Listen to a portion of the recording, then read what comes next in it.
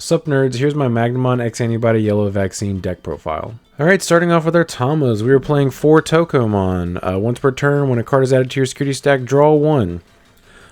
Getting the draws is really important in this deck. The only matchup this hurts is Mirage, but getting the extra draws off of every time you recover is so impactful versus all the other matchups that it's worth hurting that one matchup.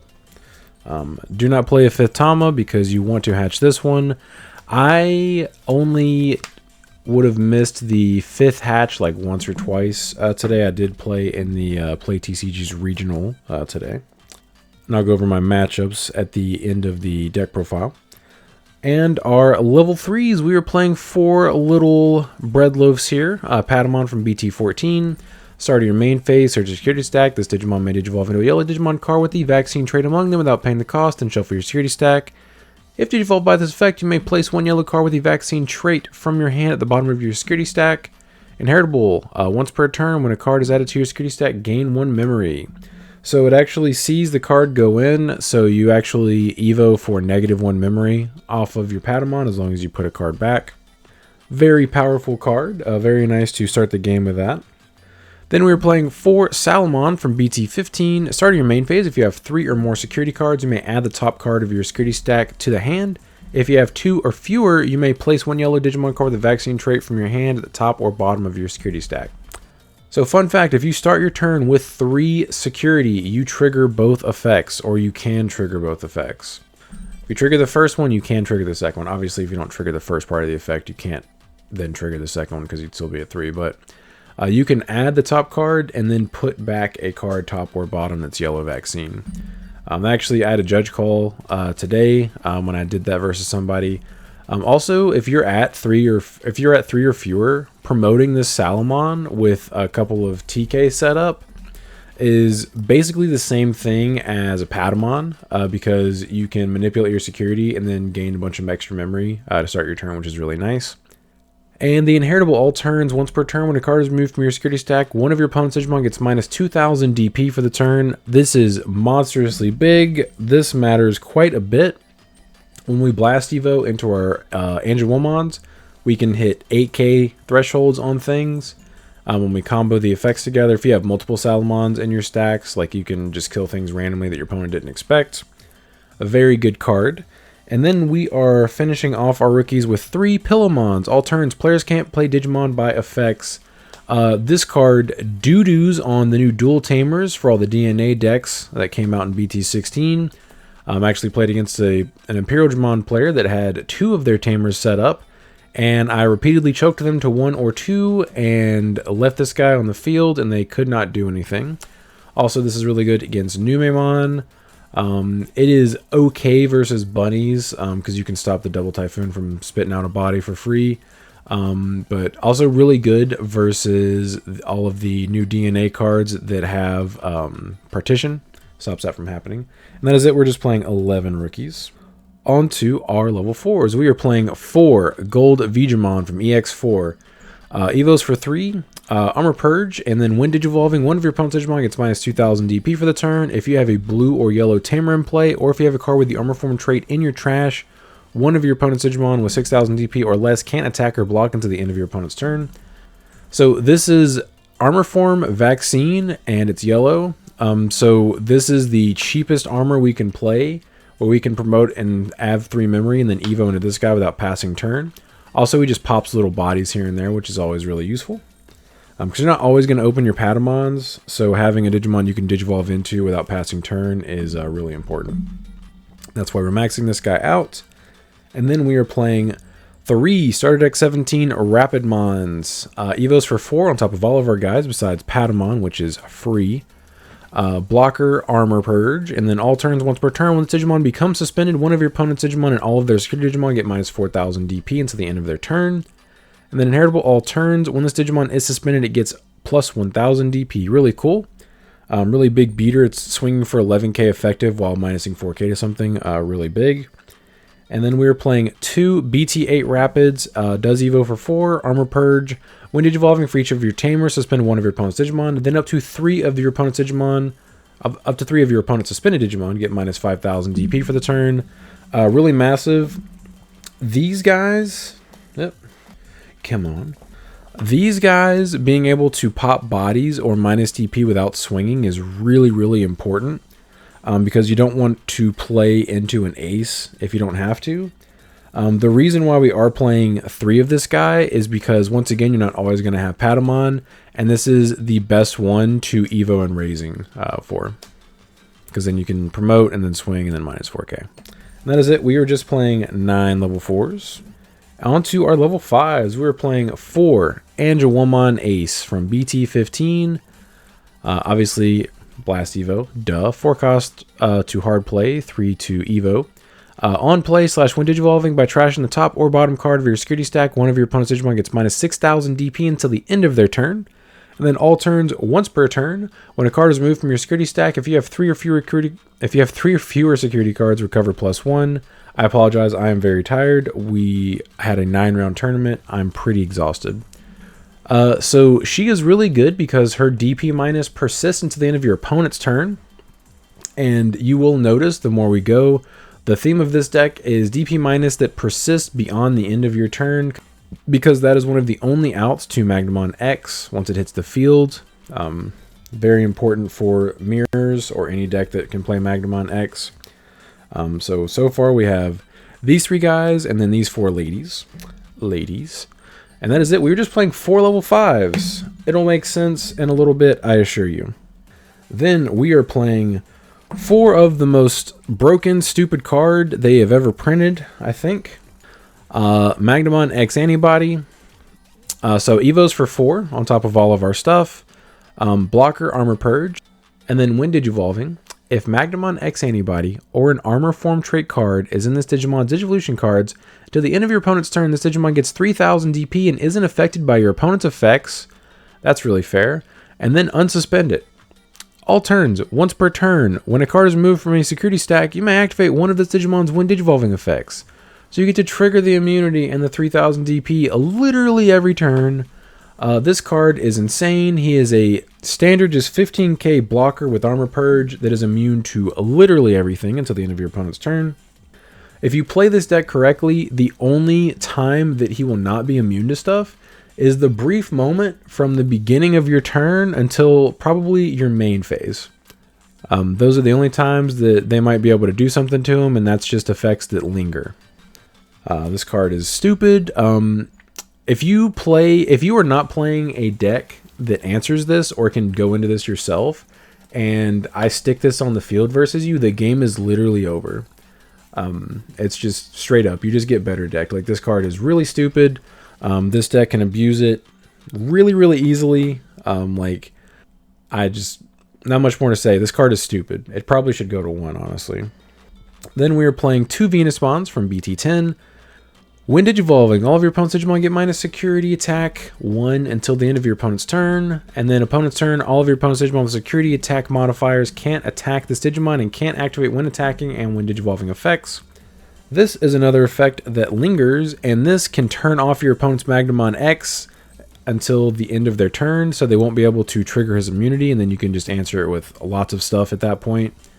A really good card, also really good against Nume, Mirage, all kinds of stuff. If your opponent manages a lethal setup on you, you can just Evo into this and be like, LOL, not today, bud.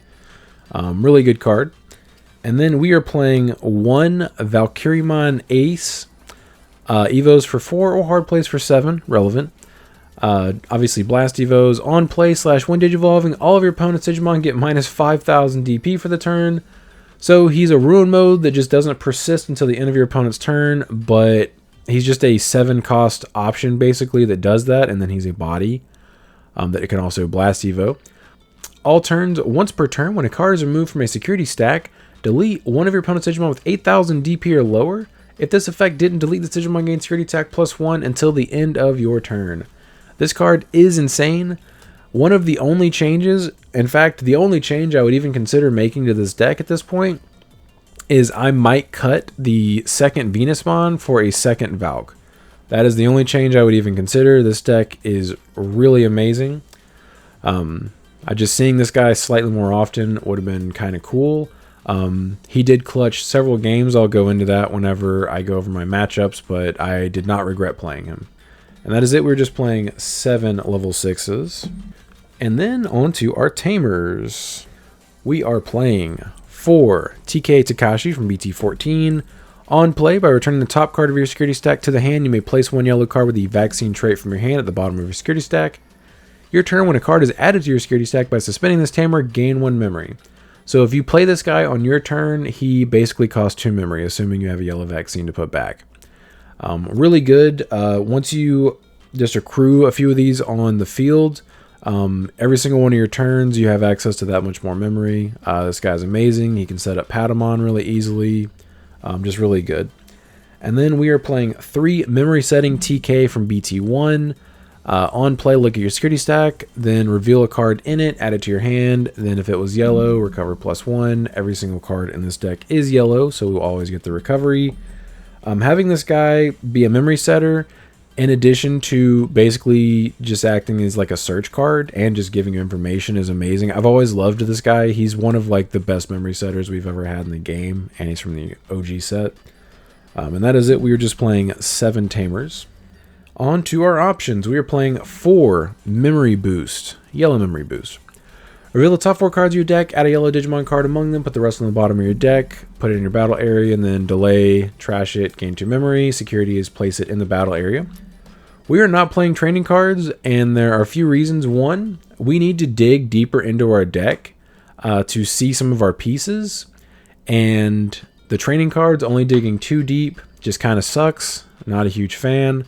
Also, it doesn't really matter that you bot deck your tamers and options, because this guy, like, these cards effectively act as one of your tamers for the turn that you use them. You trash it, get 2 extra memory. That's basically all your tamers do, is just give you extra memory on that turn. Also, we hard play stuff in this deck. Like, you hard play Angewomon at least as much as you would Digivolve into her. Sometimes you would hard play her even more.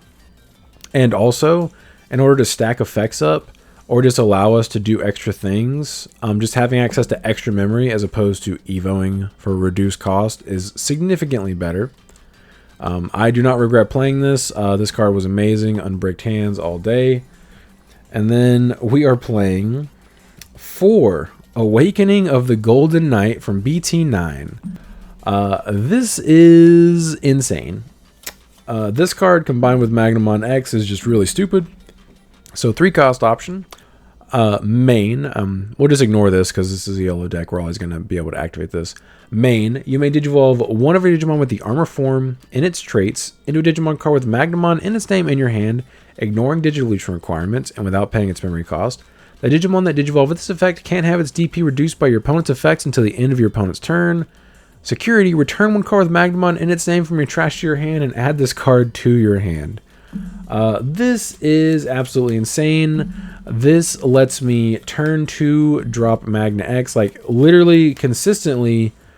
I would say like 65% of the time, I can turn 2 Magna X people because I'm playing 4 of this. You literally promote a rookie, and if they gave you 3 memory, or if you promoted a Pata and have a level 4 in raising, you just Evo into your level 4, play this, Evo into Magna X. Hey, deal with this really annoying card. Oh, you can't? You're not playing a deck that does? Okay, well, I guess I win. This card's really insane. I don't regret playing 4 at all. Playing the memory boost cards, you don't really care that you bot deck this because you usually will see 1 or 2 over the course of a game. And also, even if it's insecurity, fear not, it will go to your hand and you'll just be able to add a Magna if one happened to be in your trash for some reason. And then onto our removal, we are playing 2 Megalosparks from BT11. 5 cost option, but if you have a yellow tamer, it reduces by 1, so it's 4 cost. Really nice. Main, one of your opponent's Digimon gets minus 8,000 DP until the end of their turn. So this persists beyond the end of your turn.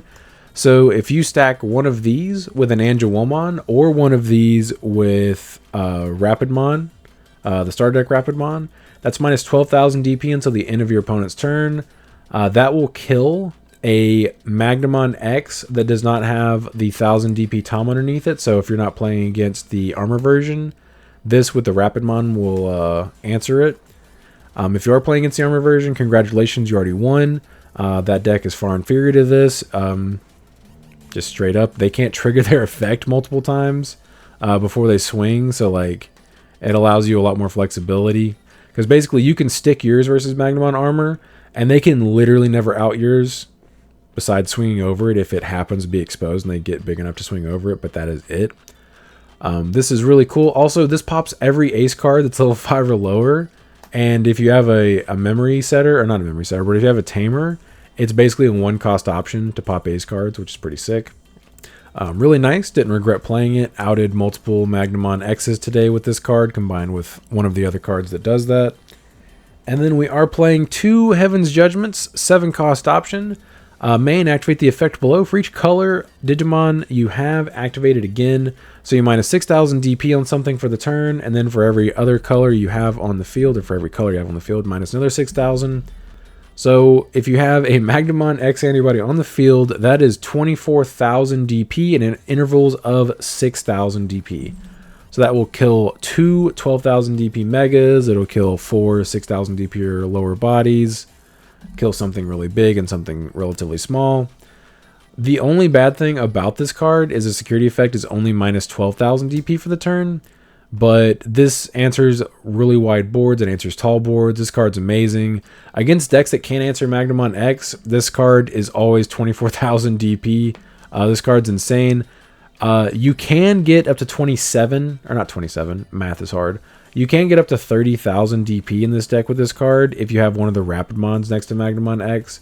But that is the most colors you can have. And if you have that many colors at that point, it's probably already game.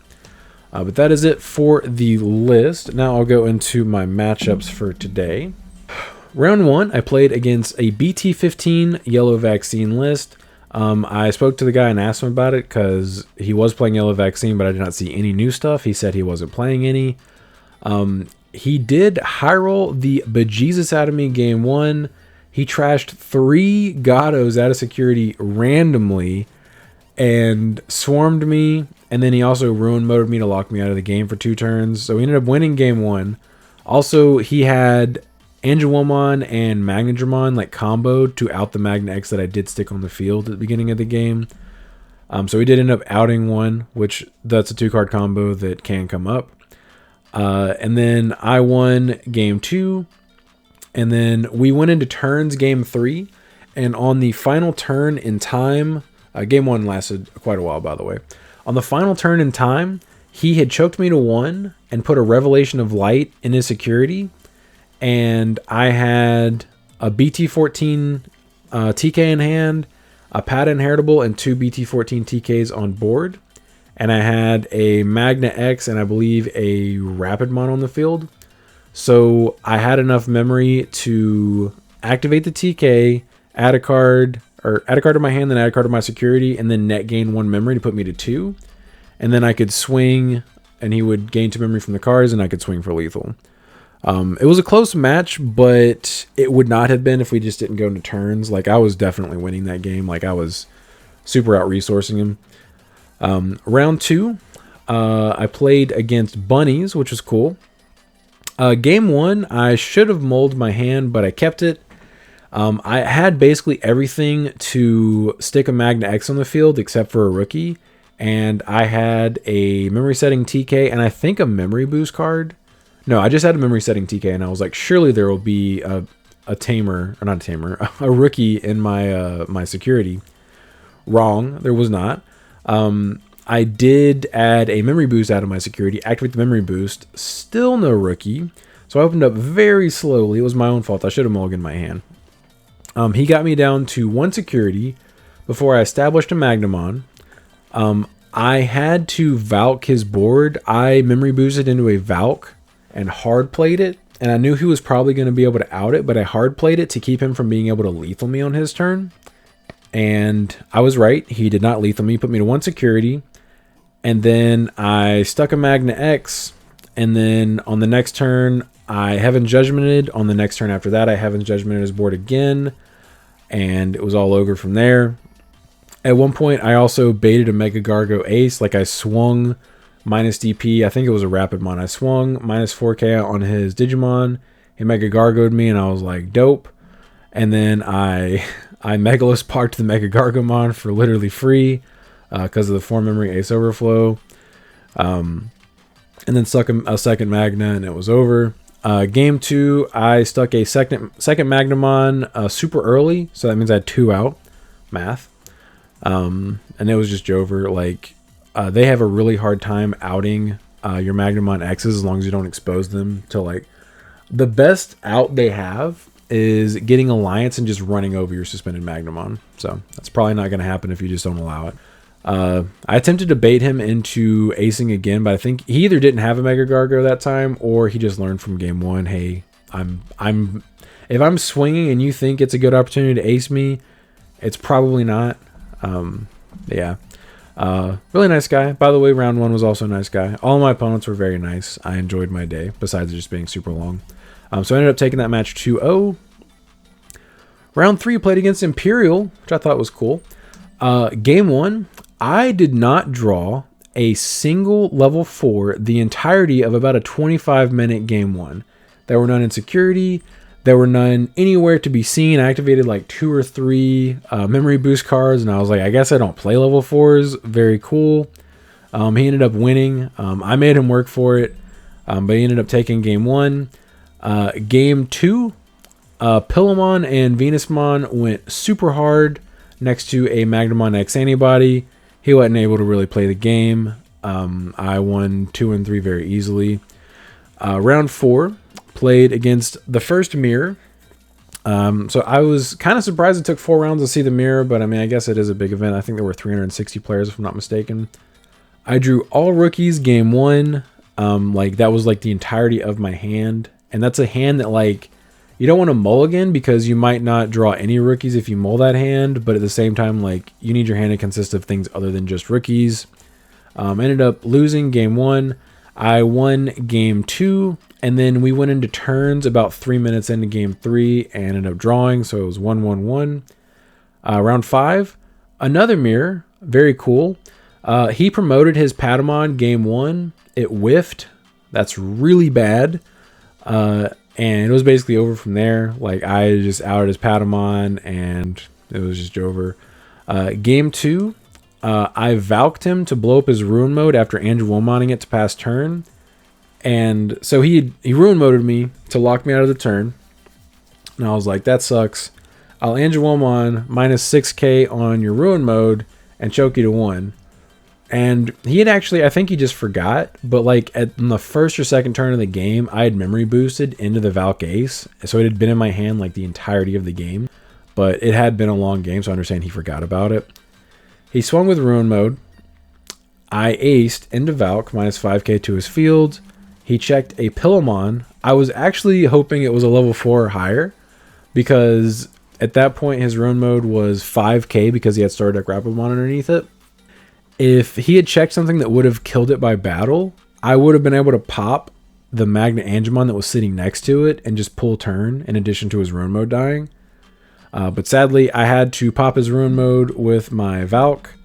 And the Valk actually stayed on the field, which was really dangerous. And then the next turn, he actually set up a lethal turn the following turn. And I had to just rely on my security. I was like, I hope it's there.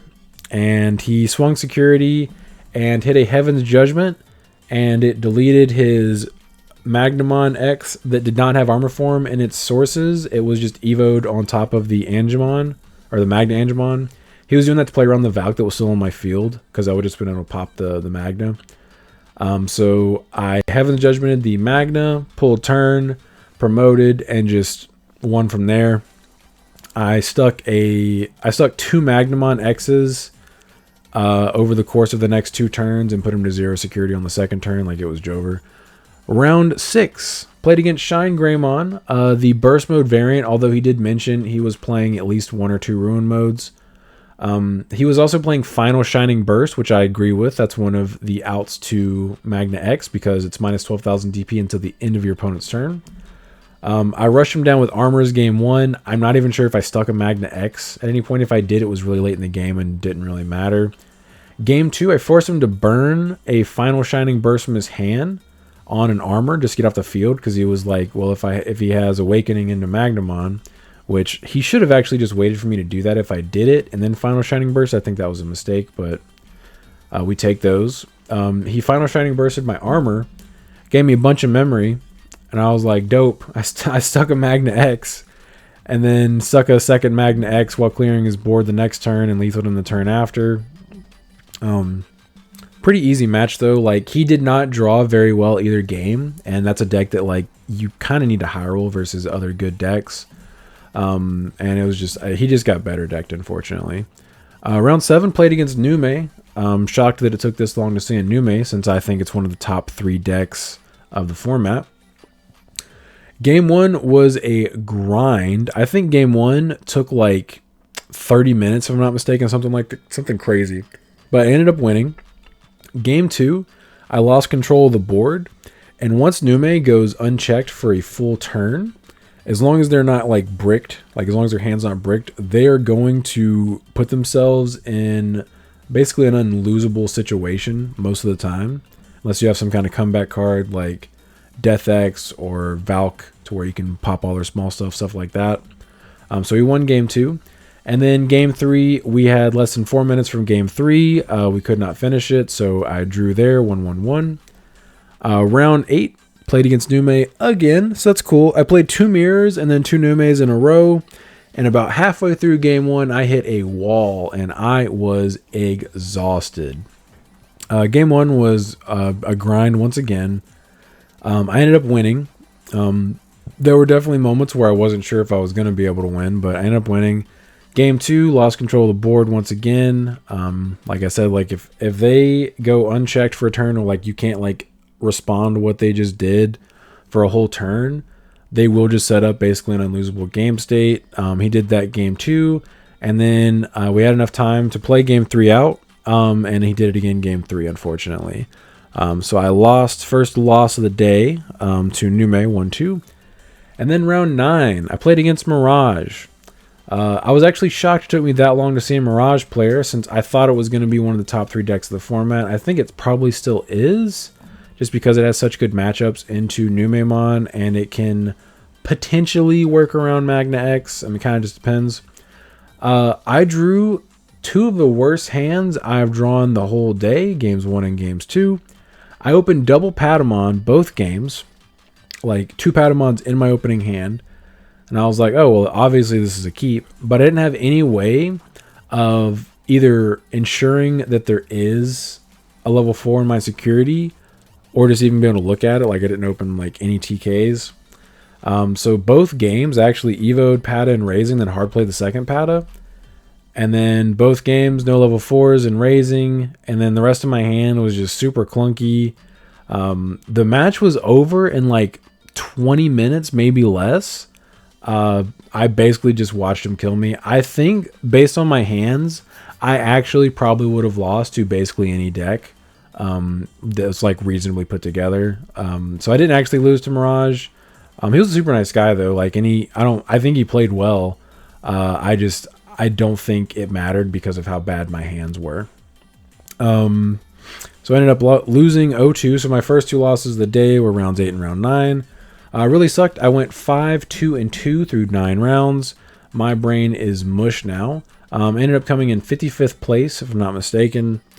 I still think this is one of the top 3 decks of the format. I think it's Magnamon X Vaccine variant, and then Numemon, and then I think Mirage is probably the 3rd.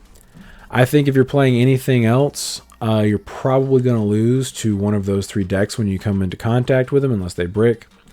But all 3 of those decks can beat the other deck, potentially, not always. I think Magnamon X Antibody is probably slightly favored versus Mirage, just because of the fact that like they have to do specific things in order to actually ignore your Magnamon X, whereas Magnamon X can just, you know, set up stuff and make it to where like it doesn't matter that you have that, I'm just going to kill it anyway kind of deal, like ace cards, for example. But that is it for my list. I know you guys have been waiting a while for me to put this out. The reason for the delay is because it took me up until, I think, Thursday of testing of this week, so like 2 days ago, before I actually finalized my list. And I think I finally got there. I think I might actually cut the second Venus for a second Valk. I think that's the only change I'm actually going to make. But I don't plan on playing this anymore at my locals, this format, which is only like another 3 or 4 weeks. But I probably, as soon as they have BT16 on the sim, you guys will see sim content of that.